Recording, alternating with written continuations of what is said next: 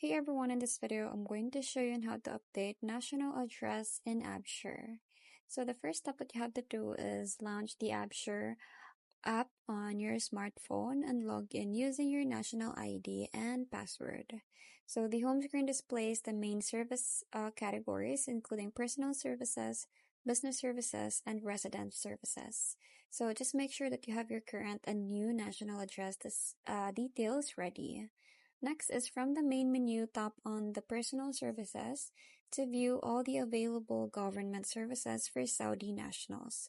So just scroll through the list to find the national address service, and then you can also use the search bar at the top to quickly find national address by typing in Arabic or English. And the next is on the national address update form. Fill in all the required fields, including your region, city, district, street name, building number, and secondary number. So just make sure that all information matches your actual residential address exactly as it should appear on the official documents.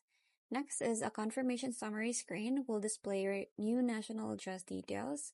So carefully review all the information, the region, city, district, and building number to ensure accuracy.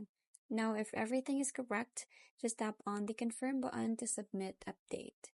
Lastly, is your national address has been updated successfully.